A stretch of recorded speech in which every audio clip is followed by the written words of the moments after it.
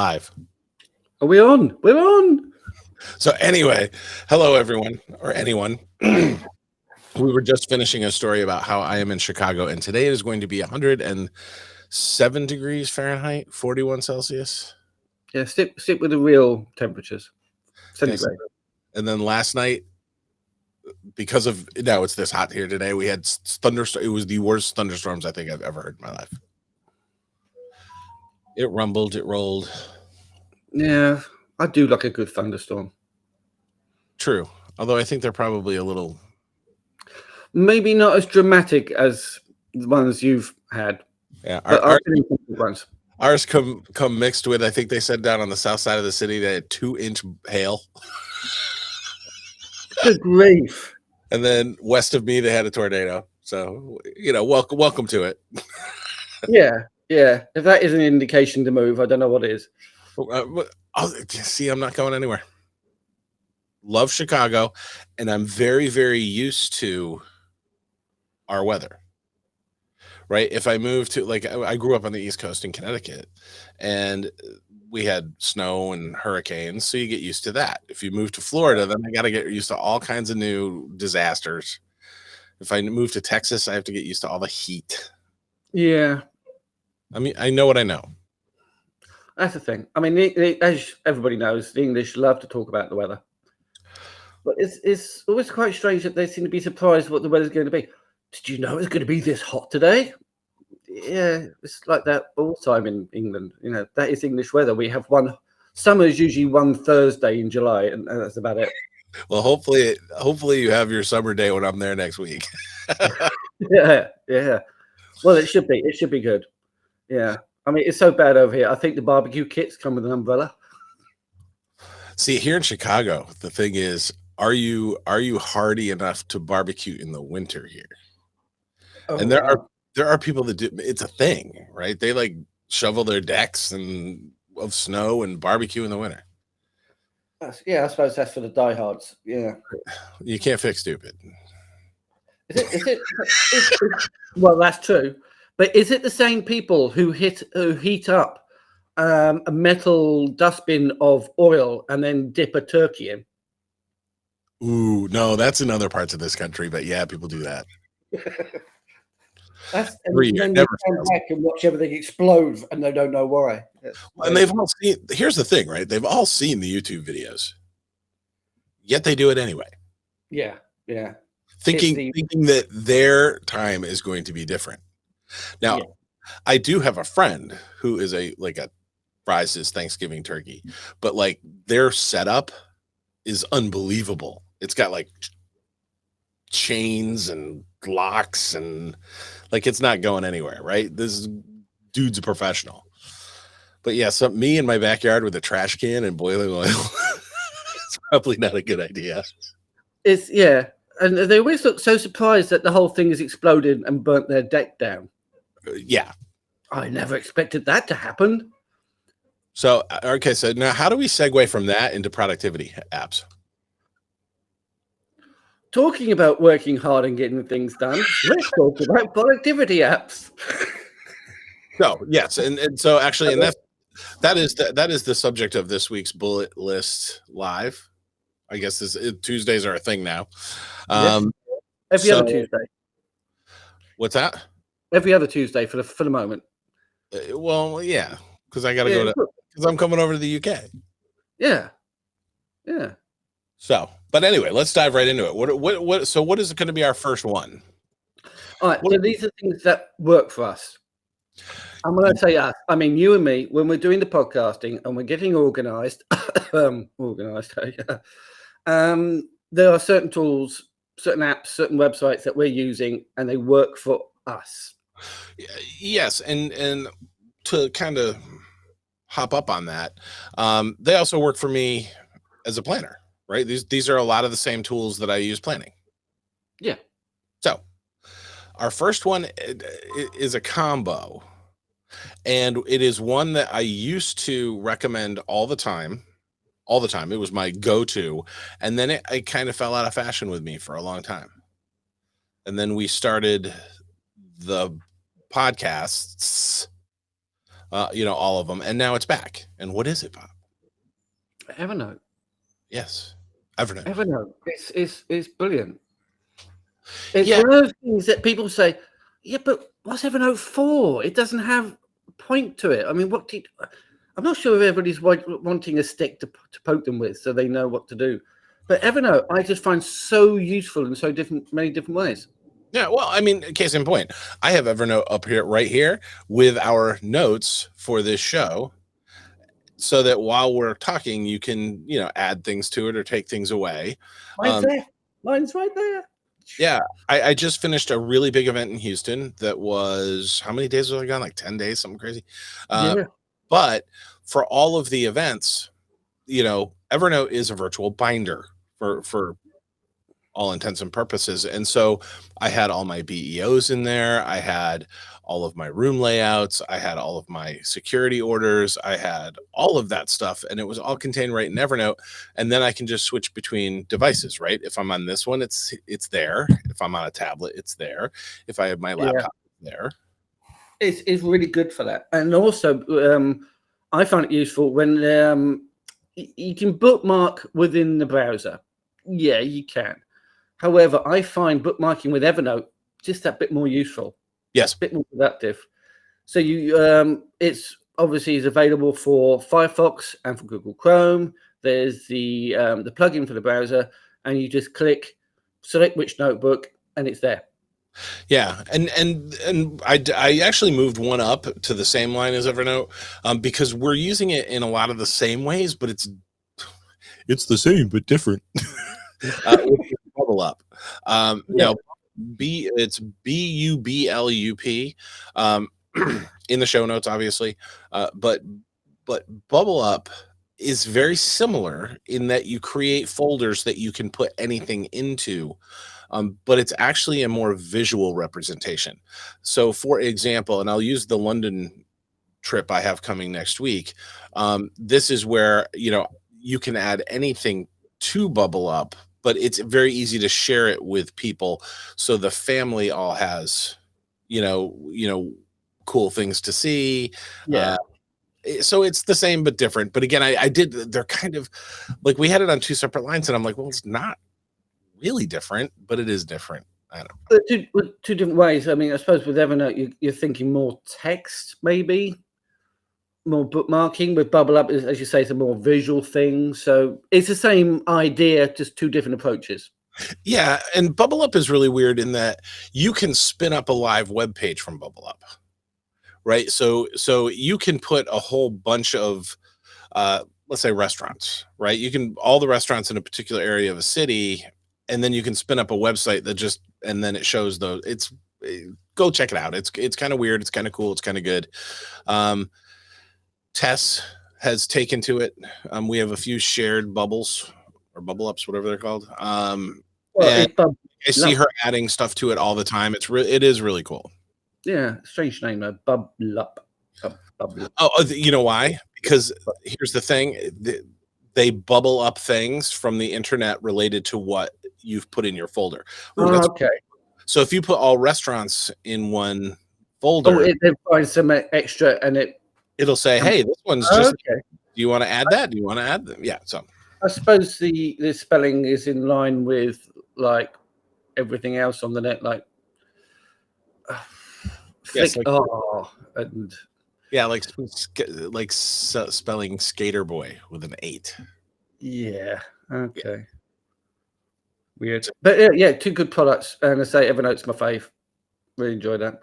The one I've recently discovered and I'm using, and it's really, really good. And when we talk about productivity, it's not a case of how to make you work better, but you can work better by having a break, if you know what I mean. So, I mean, you can sit it's in front of your computer for 3 hours, 4 hours, 5 hours. Doesn't mean to say that you're going to be productive or get better off with it. Taking regular breaks is important, and I'm finding that I should take regular breaks. So I've got this. I'm on the Ubuntu Linux or Linux, whatever you want to pronounce it, and it's called Break Timer. It is on Mac and Windows too. I did look. Oh, okay, cool, good. So I've set it to notify me of a break every 90 minutes, a big thing comes up on the screen saying, stop working, basically, time for a break, go rest your eyes, go stretch your legs. And then there's a countdown for a customized amount of time. I think I've got set for like 5 minutes or so. Probably should be longer, but it's really this. It goes up on your screen, tells you to take a break, and I'm doing what it tells me, and I feel better for it. And for a lot of people, planners especially, or actually anyone in the industry, I don't, whether you're on the planning side, the hotel side, whatever, we all have the tendency to sit down at our desks and be there all day. It's easily done. I will go upstairs, I will make lunch, I will come back, I will sit down, I will eat lunch and continue to work. And we shouldn't do that. It's horrible it's horrible. Yeah. You wonder why I'm getting old and fat. There you go. Well, the old bit is you can't really help much about it, but hang on. All right, let's talk about cloud storage. And we've called it cloud storage as opposed to a particular thing because cloud storage itself is a great way of being productive and sharing data and getting out there. And there are multiple different ways of doing it. Yes. And they're all actually kind of really the same, right? If you look at Google Drive, if you look at Dropbox, if you look at Box, if you look at Microsoft OneDrive, if you look at, there was one more I had at the top of my head, but it's gone. They're all relatively the same service and they do the same things. So pick one and use it. Usually it's whatever ecosystem your office or your group tends to be in, right? You and I use Google Drive, right? We're both in Google. It's what we use. For office here, it's all Dropbox, right? Because Dropbox is interwoven through everything that we do. We have 2 different clients, very large associations where they're in the Microsoft world. Theirs is OneDrive and SharePoint. So you pick the place to store everything, and then you just put everything in there so it's available on all your devices all the time, anywhere, which means that you don't put it in the My Documents folder. Yeah. Keep it organized. It's really good. Just to be clear on this, though, using a cloud service is not the same as making a proper backup of all your documents. This is the way cloud storage allows you to share an image, the important office document, a PDF, a set of instructions.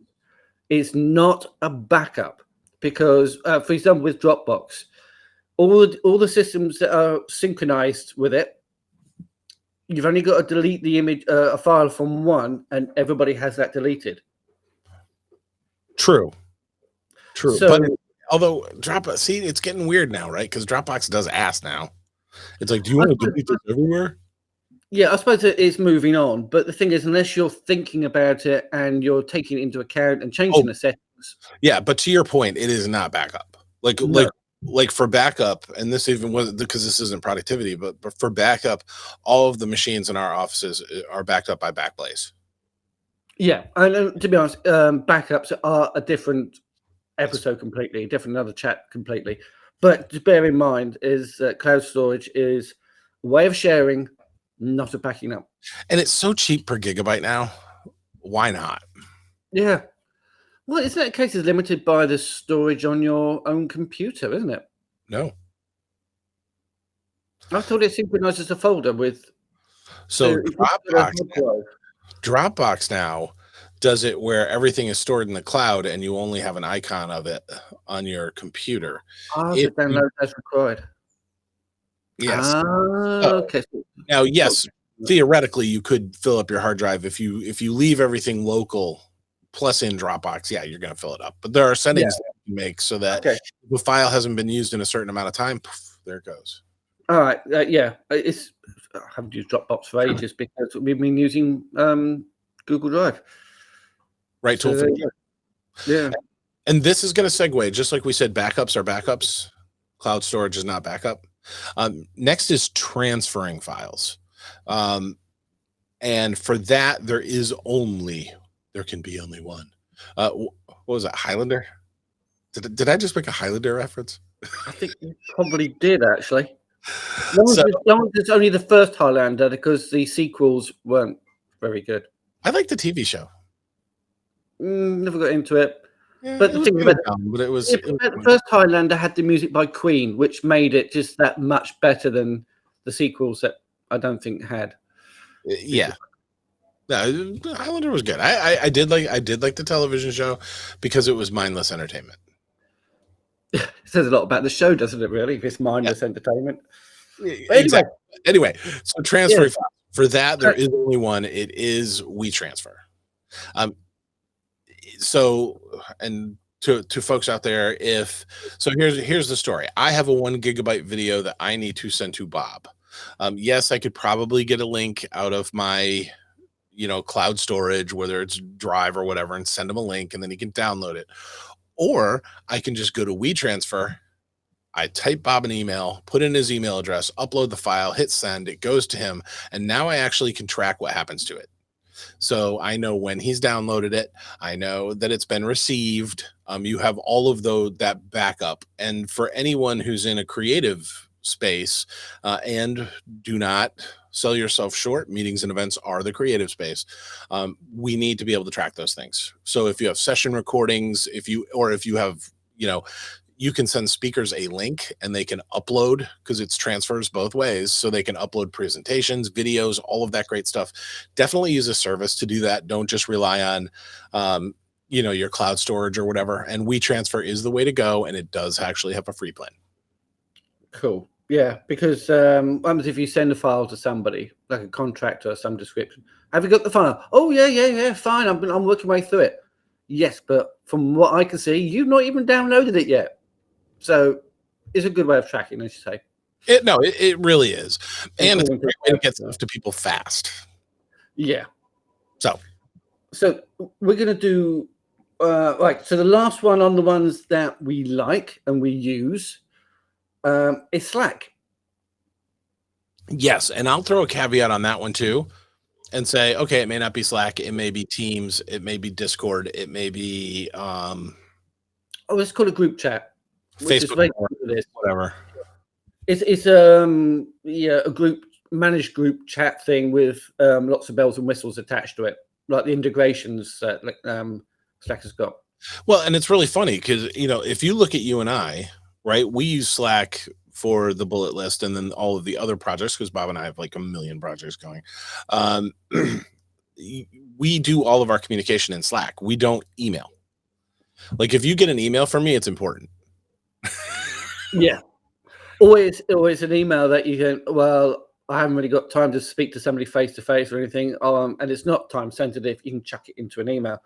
But if it's organizing something, and to tell you another good use we use it for is when we're actually in a podcast recording and we want to steer the conversation a certain direction, or we feel there's a follow-up question to be made, instead of interrupting and therefore having to do a lot of editing, we can send a Slack message and we can then go from there. We're in communication while the podcast is happening, but the podcast is not being affected by it, or the Yeah. recording is not affected by And it. at events too, when you have a team on site at events, Slack is a great tool. You can have different channels for, the general session or AV or whatever happens to be, and that all the conversations happen within there. But again, with everything, it's not going to replace radios. At big events, we always wear a radio because sometimes communication needs to be instant. And while Slack is instant, if this is in your pocket and you don't have notifications turned on, crickets. Oh, the other important point actually from that would be the radios are preferred because what happens if the Wi-Fi at the venue goes out? You have then therefore lost communication with your Mhm. team if you're using Slack. So with radios, you're independent of what the local internet infrastructure is, Yes. which is really cool. So, all right, go get yourself some type of a chat app. And again, could be Slack, can be Discord. Generally, it comes down to what your team or what the people on your team are used to. So, for example, if you were doing the largest gaming conference, you would probably use Discord, right? Because that's a community that mostly uses Discord. If you're in the Yeah. corporate world, Yeah. Slack, Teams, whatever it happens to be. Although my one caveat on Teams is well, A, I hate Teams, but B, it's a lot of other things. Like Teams is Yeah, there's a lot of bells and whistles attached to it, which can make it cumbersome, heavy to use. Yeah, yeah. yeah. So, but let's talk about the stuff that didn't work. Yeah. So there's three particular ones that we've tried, and it's not because we didn't like them as much. I mean, there's, but they kind of just didn't fit into the work pattern, the way we work you and I. I mean, we found other things were better. Yeah. So, for example, Rock. Rock is like Evernote, but not as comprehensive, not as. No, I don't want to say not as good because everything's got a particular use. Yeah, I mean, Rock had a use, but it just, I don't know. For me, it was a little clunky. Yeah, It was kind of half baked, and you know, it is productivity software. It's you can set due dates on things and just use it. yeah. But as I say, and also with Evernote, it's available on most devices. Rock, I think, has an Android app, but I think that might be it. No, they have Apple now. Right? Okay, good. But even so, it's still not. I don't know. I just the interface was too clunky. Okay, now the next one though is a tool that actually is brilliant. Yes, you love this one, along with WeTransfer. These are your two favorites. So the next one is called Brandy, and it is a place to put all of your brand assets, right? And so you can put all your PNG logos and your JPEGs and your EPS, and you have all of that stuff in one place. I've just got it. That's why it's called Brandy. I always thought it's something to do with a drink. This is where I give you side eye. This is where I switch off and say goodbye because I'm now yeah. But yeah, Brandy. Yeah, okay, I get it now. I always thought it was a strange name, calling it brandy after an alcoholic drink. I thought that's weird. That is. Okay, moving on. Okay, don't mind me. I'll be the cooler.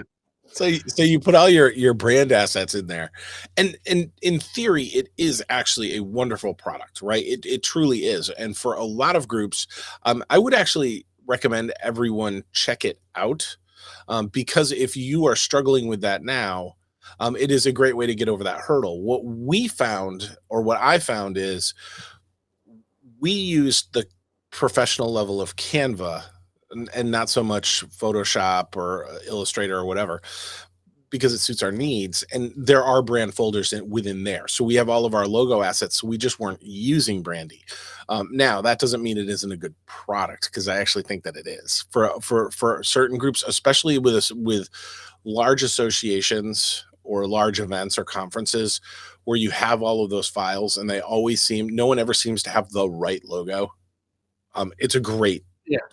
This is the thing. So the creator can create, the creators create so the creative people come up with the images, the banners, the logos, whatever, store it in Brandy, and therefore you can give access to marketing people, the social media teams, and they're all working off the same page, the same images. Yes. That is the master copy that everybody works from.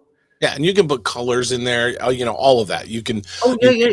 Font. Web colors. Yeah, the web standard colors that are used throughout for the brand. Yeah, it's really, really cool for that. But again, it just didn't quite fit in with what we were doing. No. And the next one is this is my love to. It's definitely a love-hate relationship with this one. Yeah, because I keep thinking, oh, that's a really good platform. We should be using that, but I can't quite get round to. It's not compelling enough. It's great, but not a compelling reason why we should be using it. And we're talking about Trello. Yeah, Trello. I've tried like 50 times. Yeah, I've used it either for my own purposes to keep track of projects, or or we've tried it to keep track of, saying, right, okay, we're now going to keep track of what the jobs are. You do this and you do that, and then we don't go there. It never worked. To be honest, I'm still finding a pad of paper and a pen and just scribbling down the things that I've got to do. Keeping my own notes and a to-do list. Yeah. Now let's flip side. Trello's not a bad product. I don't want to. This is not about that. this is just what didn't work for us. But with software Yeah. teams, and for other groups, Trello makes a lot of sense, right? Because basically it's a Kanban board, so it's if you set up your boards as to do, doing, done, right? Especially for software or for developing your conference app or something like that, it's great, right? Because Yeah. you can say these are all the things we got to do, and you move it into doing, then you move it into done. It does make a lot of sense, but I think it might be because you and I are broken, and we're those people that can't like do productivity stuff. No, I don't think we can. I think it's also a case that it's for one or two people, it's probably not much point in using it. If you've got a bigger team, if you've got 5, 10, 15 people with a one person, like a manager, issuing the jobs out and everybody goes in to see what's going on and seeing what jobs they've got, yeah, it probably works brilliant for organizing a team, a large team. But for a team of two, not so much. No, and I have a team of 11, right, that are in and around i3 events. And it even on that size, it's just Yes, they're bordering on because sometimes just firing off a few emails saying, "Could you just do this for me? Could you just do that?" yeah. I'm sure you can probably set Evernote up to do something very similar. Oh, Having there's you can set to dos in Evernote. Yeah, That's lovely. so you can Oh, have folders shared up between two people. So let's flip yes, back to Evernote for 1 minute, only yes. because we failed to mention that Oh, besides Evernote, there is also Nimbus Note and there is also Microsoft OneNote. All three are almost identical. So if you are in the Office 365 Microsoft umbrella, just use mm. OneNote. Same damn product. Yeah, yeah, yeah. Nimbus, I think, is available for Linux as well. Yes, it is. Nimbus. So, and again, I've tried it, but I just didn't find the interface as slick as Evernote. I don't know. It's something about Evernote. They've really put some thought into it. I mean, it's not brilliant. I mean, there are things that could be really, really awkward. But I'm using the app version for Linux of Evernote, and it's basically loading a web page into a frame. Yeah, But it works, and I I can really organize. like. I love Yeah, Evernote. It's yeah, I in fact, it's one of those things I like so much. I wish I used it more. yeah. It's really, really cool. I like it. Anyway, so Trello, yes, if you've got a big team, use it. If it's just a couple of you, you could probably not use it at all. Well, then there you go. Well, I'm sorry. That's a terrible summing up, isn't it? If you like it, use it. If you don't, then you don't have to, so don't. Um, anyway, I think that's our list, isn't it? Yeah, I think that's our list. I think that's pretty good. Not So bad. this recording is going to live in our Facebook group for what, forever? I Ever. don't know, forever and ever. So if anybody wants to leave a comment about their productivity app, a suggestion, why they use it, why do they like it, or one they hate, or one they think is a waste of time, just shove it in a comment. Let us know. Yeah, we all talk about what we love, but sometimes it's very important to talk about what we don't like, right? Because like-minded people are, it's going to save them the pain and suffering of what you went through to learn you didn't like something. Yeah. Okay. Okay. Get my mouse back. Here we go. So today, where are we? 14th of June today. Yes, 14th of June, and everyone should know that I am actually leaving on vacation. There, I just told the whole world that I'm leaving my house, so there will be no episode next week. I've got something written down for the 28th, but it doesn't matter. Okay, we'll sort it out. We will notify the group and anybody else who cares to listen about when the next Tuesday live is. And obviously, we're doing a new podcast episode later this week. Yeah, and who's going to be our guest? Well, or what's the topic? Give them the topic. Okay, so we're going to be talking about the right way of doing press releases. Yes, and we should tell everyone that we're re-recording this one because I screwed up. You see, this is where we talk about backups and not relying on cloud storage. But anyway, don't take it You're fine. It was honest mistake. Yes, I deleted it. Yes. And thankfully, our guest is very understanding and looking forward to doing it all over again. Yes, and I shall relive my shame again. Yes, because you'll have to apologize live during the podcast.